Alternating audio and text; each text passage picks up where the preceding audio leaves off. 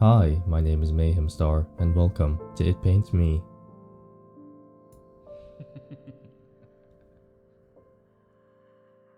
Every night I find myself alone in the studio, curtains drawn tight, my neat row of paint, palettes and brushes in the same place, on a drawer by the easel. The canvas upon it sits, as always, unfinished, Marie's half-painted face, frozen in empty song. It's late out, as it always is when I awaken here. Marie is nowhere to be found. She must still be at the theatre, even when the curtains fall and the stage lights dim. The night is forever young to its star sopranos. I would always wait outside her dressing room, roses in hand, scores of other bright-eyed admirers spilling through the halls, though she alone was mine, and I was hers. It's cold, bitterly cold tonight, but I still draw the curtains and open the windows wide. There's a stench in the room, deep and damp and sickly sweet, that I can't ever seem to be rid of. Besides that, the fumes from the linseed oil make my head spin. Like every night, I measure out my paints, arranging the small dabs of colour on my palette from lightest to darkest. Titanium white and cadmium yellow to corpse brown and lamp black. I wet my brush with oil and gently start mixing the pigments. It feels like a little bit like magic, watching them swirl and mix, forming new colours from old. I paint her hair or I paint her face? Let's paint her face. I mix a tone as pale as the skin and apply it with a generous dab of oil to the Marie on my canvas. But the paint just doesn't blend. The colour of her cheek stands out like a garish smear. I sigh and scrape it off with a palette knife and mix a deep blend of black and red for the background instead. I must have painted and repainted the same background countless times. To say it's difficult to paint by lamplight, my muse nowhere in sight, is an understatement, of course.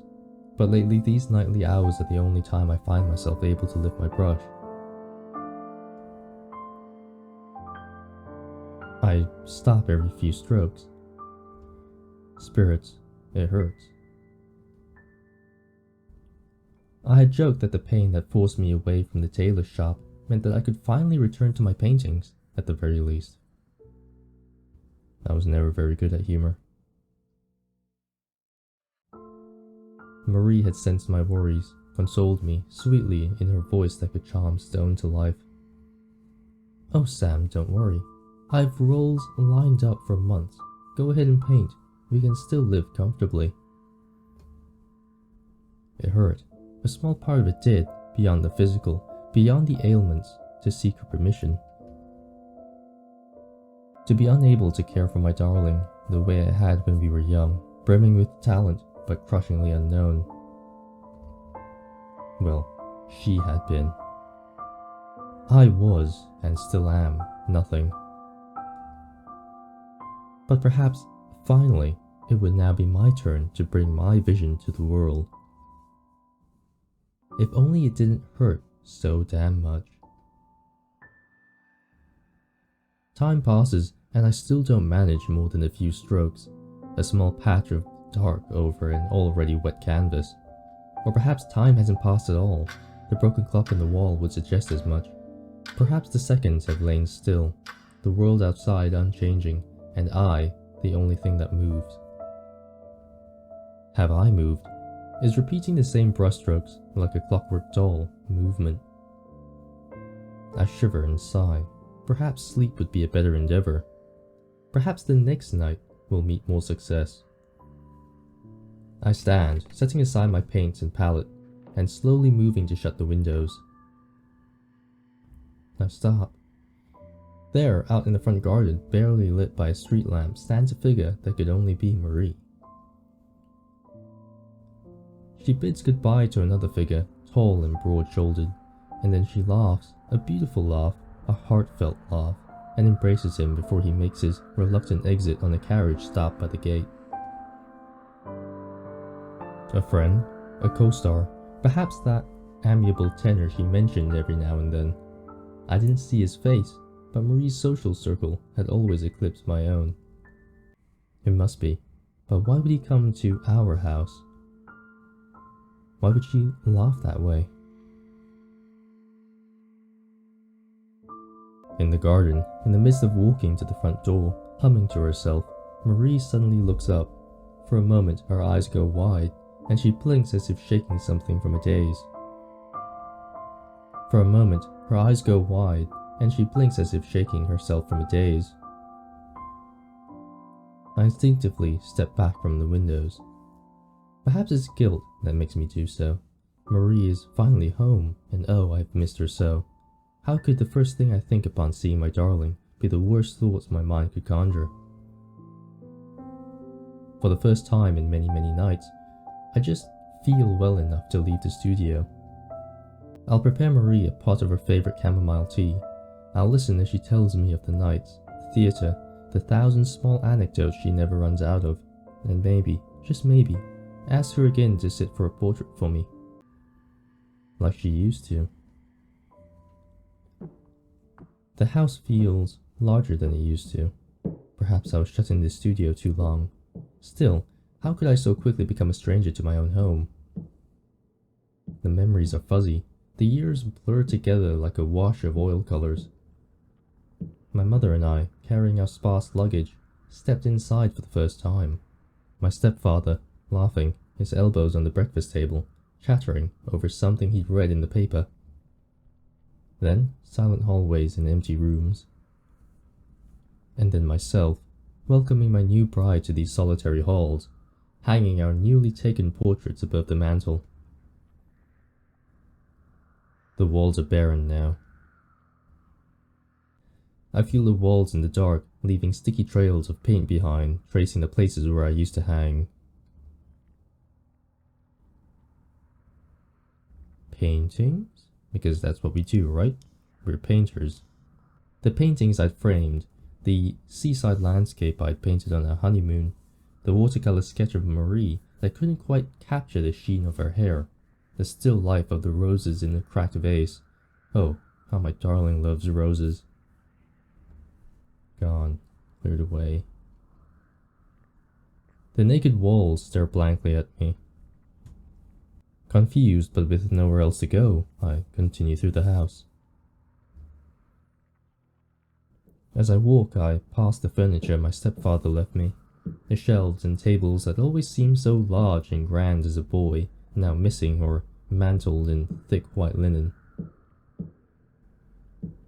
They remind me of corpses on a hospital table, lying dead still, covered in sheets. Marie. I try to call out, but phlegm blocks my throat. I cough, long and drawn and wet, and then once more attempting to voice her name. Marie. It slicks off my tongue like a serpent uncoiling. I had always loved her name, so tender and sweet, free of harsh syllables. Marie. It was a name like an impressionist fleur, painted in soft strokes with a fine oil brush. It was the greatest joy in the world to join my name to hers. Silence fills the halls, a long drawn-out silence, a held breath. Finally, my darling answers. Sam? Is this a dream? No, I'm real. I cough again, another long, wet trail dripping from my lips. Is it a good dream, darling? I don't know. It feels like a nightmare. An awful, wretched nightmare. I limp towards the sound of her voice, so musical, so lovely, even at the brink of tears. I am obviously not doing her voice justice if that's the case. Don't cry, darling, I wanted to say, but thick, syrupy liquid fills my throat. No matter what troubles you, I am here. She stands at the edge of the staircase, shaking, a candlestick in hand. The steps are sticky and wet. Why is everything sticky and wet? I inch carefully, practically at a crawl, not to slip. My darling lifts the candle as I approach. In the dark of the house, its flickering flame almost blinds me.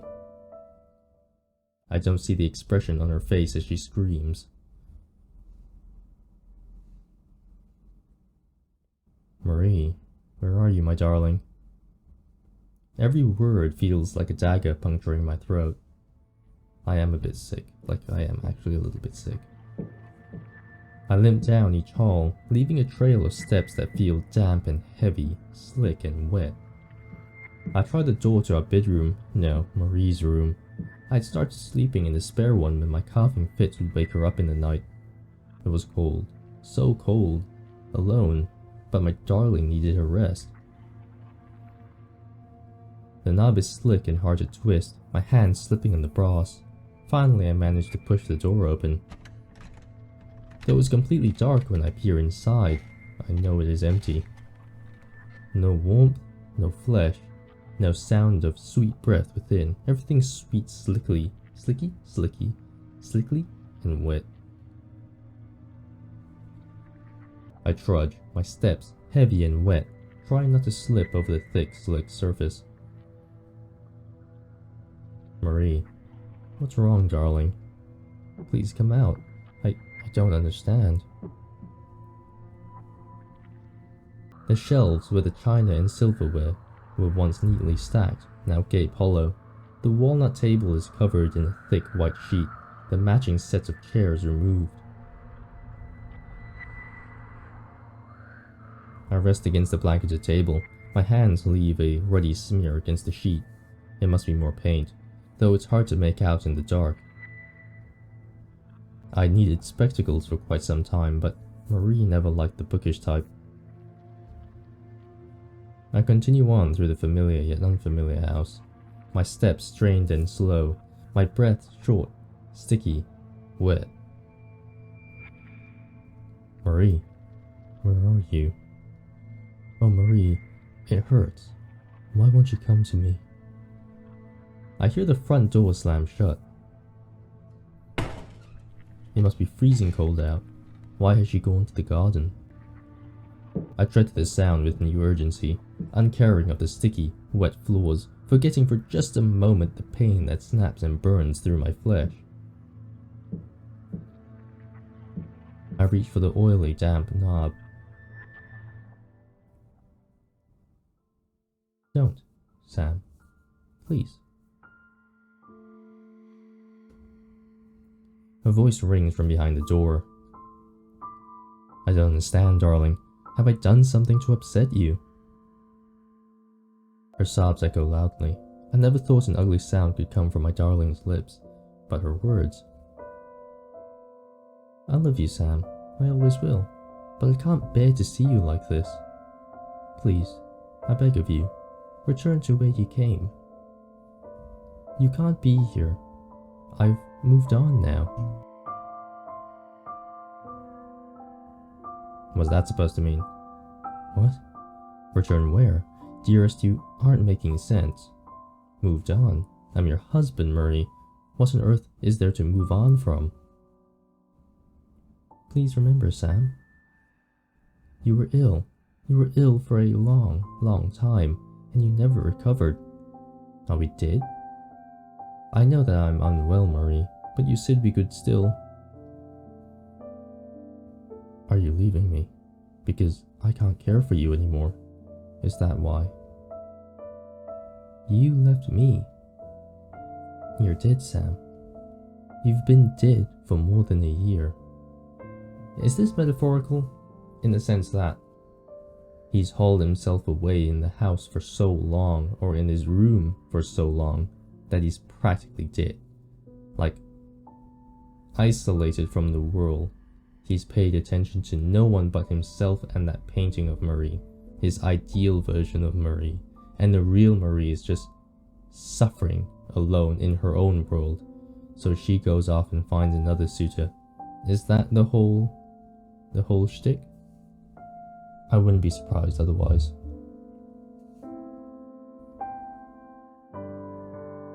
If this is a joke, darling, it's a cruel one. Do you want me dead? Is that it? Am I better off dead to you? My darling does nothing but sob behind the door. How quickly I regret my words. Oh, if only I could see her face, look into her eyes, reassure her, and see that she loves me still. I twist the knob with slick, oily hands. No, don't come out, please. On the other end, with a sharp gasp, my darling grasps the knob closed, pushing the weight of her small frame against the weathered wood. Don't come out. Oh, okay. We save. We are going to force the door open. No, not until you tell me what's going on. Are you leaving me, darling? After everything? I need you. I need you. My darling utters a sharp cry as the hinges groan against the frame, loosening her grip as she stumbles back onto the cobblestone path. I instantly forget her sharp words as I limp towards her side.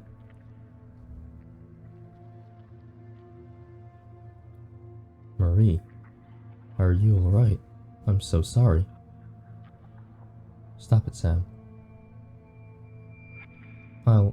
I'll keep you alive.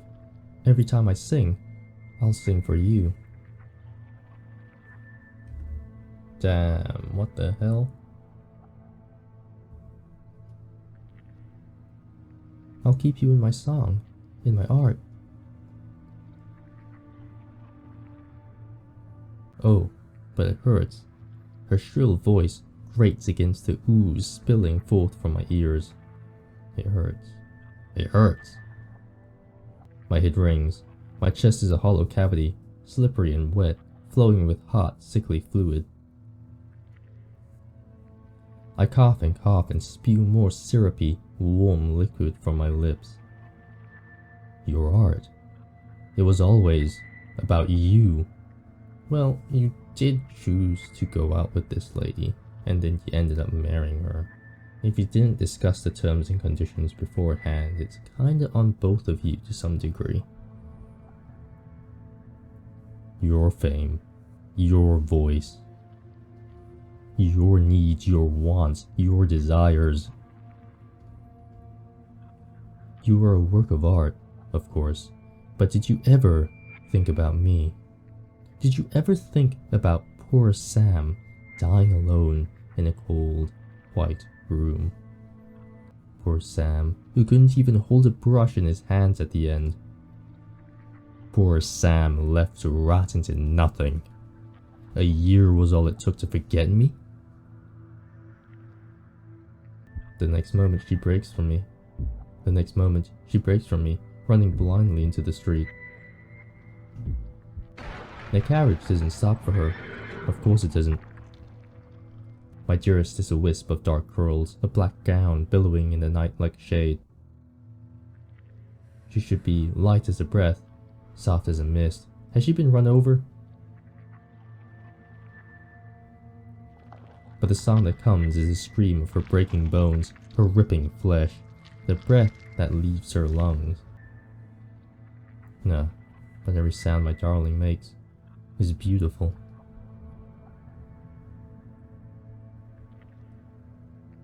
I scoop her mass of flesh and deep crimson hair in my arms. Oh, what the hell? Yeah, she's been run over. Which means, if anything, we have a physical body. Even though we're spewing paint out of every orifice. The blood pools around me, syrupy and dark, a color so deep no artist's pigment could hope to capture. The pure scarlet or vermilion red, a dull stain in comparison.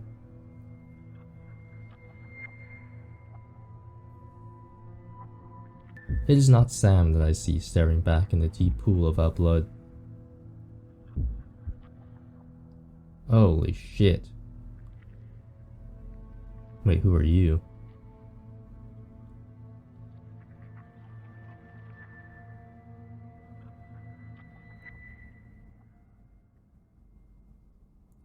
My darling, is a lovely creature, even broken. I gently carry her up the steps, one slick, damp, crooked step at a time, setting her mass of jutted bone, of viscera and flesh on the velvet seat in my studio. The fabric soaks it deep, so very deep. It's dark, as it is every night. I leave the lamps unlit, the windows shut tight. How strange that the stench of linseed oil even bothered me. After all, I no longer breathe. My darling sits still, so ever still, not a breath escaping her broken flesh. What a lovely model. Oh, what a wonderful thing. Icon of agony. I love these kinds of super, kind of like hellish, deity kind of monsters. And when their name is Icon of Agony, I just find it so awesome how a human could become one of these types of icons or these types of deities, martyrs for like death and hell of itself. Icon of Agony. All the more beautiful now that it surely hurts to sing. Oh, it is agony to hold a brush. It always is, but I can bear it.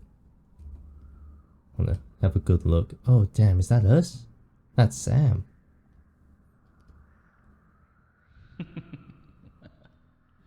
After all, who can truly create without pain?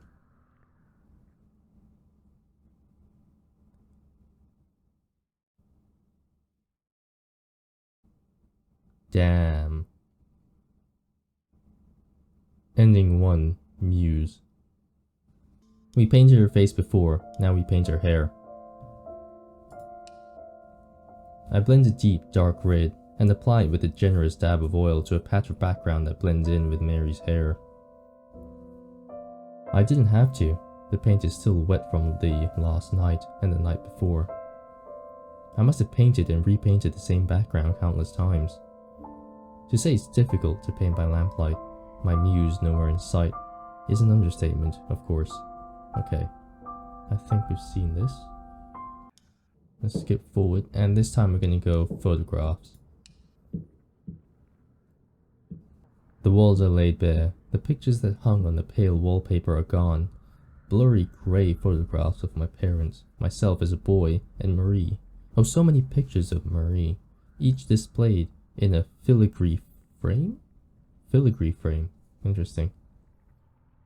Gone. The pale wallpaper stands bare, stripped to its bone. Confused, but with nowhere else to go, I continue through the house. Let her go. I let go of the door, my hand slicking off its oily surface. Forgive me, Marie. I can see you don't wish to speak to me right now. But whenever you do, whatever this is about, I'll be waiting in the studio. I leave the door. I leave my darling alone, sobbing in the garden. It's dark, so very dark, but dawn will soon paint that dim black sky. I retrace my slick, wet footsteps through the hall, up the staircase, one trudging, damp step at a time. Spirits, it hurts. It burns. I feel no breath in my lungs. My chest could be a hollow cavity, slippery and wet, spilling with hot, sickly fluid. It hurts. Oh, it hurts. I stagger into a tall, sheet-covered object, the linen sliding off with a grasp of my clumsy, slick fingers. It's Marie's full-length mirror. Gaze into your own soul. No. Oh no. No, no, no, no, no, no, no, no, no. Yes. This is what you have become. Go out, people. See the sun. Talk to others. Or you'll end up like this guy. That's a joke. We're so ugly we cracked an inanimate object. Yes.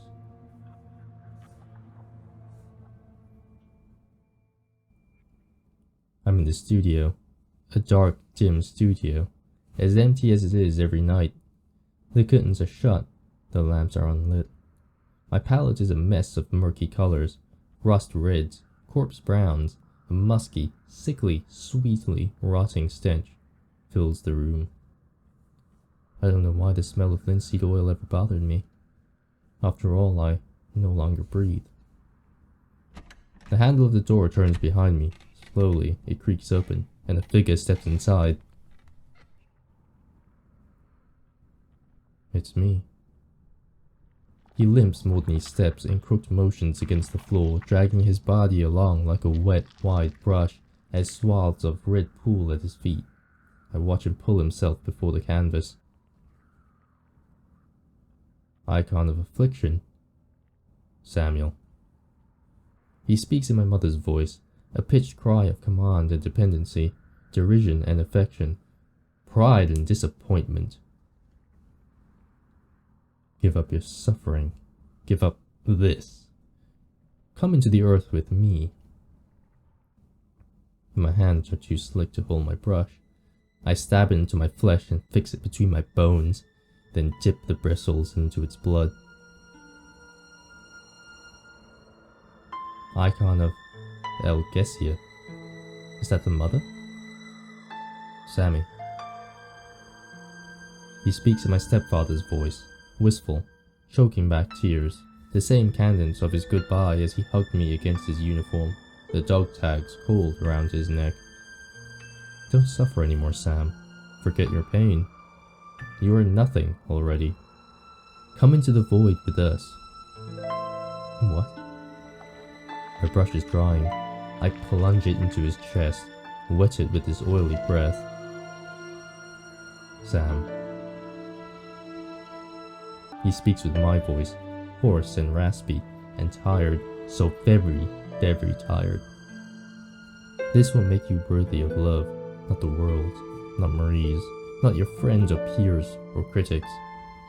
Come back to our grave. End our suffering. You know I don't do this for love. I clean my brush with the paint thinner, knocking over the jar as it spills across the drawer and onto the wet soaken floor. I dry the bristles on my worn, rotting shirt, then soak it in the thick, white mucus of tears. Of his tears? It's like drinking his tears. That's... ooh. Let me read that again. I dry the bristles on my worn, rotting shirt, then soak it into the thick, white mucus of his tears. My words are only partially true, just as his words are not fully wrong. Neither my rotting corpse, nor the memory of what once was Sam, will gain a thing from this toil. I paint the hours away, or perhaps take no time at all. The clock on the wall never turns its hands, suggesting that the world lies still. The seconds never pass, and I am the only thing that moves within it. Oh, it hurts. Oh, it hurts. Heavy, syrupy tears flood my vision, my throat, my chest choking me. Every movement of my hand leaves cracks in what's left of my brittle bones. He stares at me, all the while, silent still like a mirror. If I loved him, I would stop. I would crawl to my grave like he wishes. But I love this more than I love myself. I birth him within me. As I create, so too am I born. And he and I are beautiful.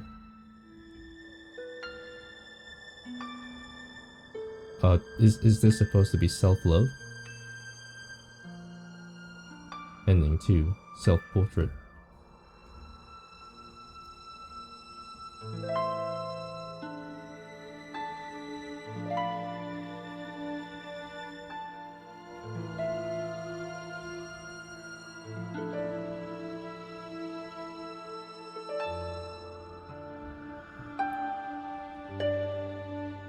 Thank you for playing, thank you. And that has been It Paints Me.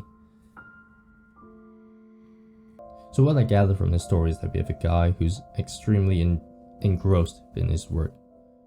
So much so that he feels that to gain the love and affection of those around him, or the attention of those around him even, he must create a masterpiece. So he holds himself away in his room, and he keeps trying and trying and trying and trying and trying. Everything else around him, his social life, his friends, family, his care for himself just deteriorates, while he is stuck there trying to paint this one single picture of the thing that he cares about the most, which is Marie. Now, he can't seem to get that right in his eyes, but he continues to toil away anyway. While he does that, Marie, who has loved him at one point in time, has effectively given up on him because he pays no attention to her. So she goes and finds another suitor. So this guy, who is stuck in his room, finally decides that one day he wants to come out. He comes out after seeing Marie talking to some other guy. Unfortunately, he had to witness that. So he then goes and greets Marie, confronts her. First ending, he confronts her. She runs and screams and gets scared of his presence because obviously he's an unkept fool. And she runs onto the street and gets run over, and she dies. This guy, who's extremely warped in the head, who's still trying to make his perfect picture of his dearest, decides he's going to take her corpse, stick her on a chair, and then just paint whatever's there, right? Because at least now, finally, for the first time in a long time, his dearest is paying him attention by effectively sitting in that chair and posing for him. In the second ending, he decides, fine, I'm going to respect the fact that he has secluded himself from the rest of the world. He has caused his own demise, his own downfall. And in that sense, his icon of agony and the icon of affliction, and his father, I think, Algesia. I'm not sure what Algesia is. Let me search that up. Sorry, Algesia is not a name. It's the physical ability to feel pain. So his ability to feel pain, his affliction, his agony, all kind of come back at the same time, and kind of say to him, hey, whatever you're doing is fruitless. Just die, or just give up. Return to the earth, or return to the grave, wherever it is, and just accept that you have failed. And he decides, no, I'm not going to do that. I'm going to paint the one thing that he should have done ages ago, and that's to paint himself. In that sense, he shows himself self-love.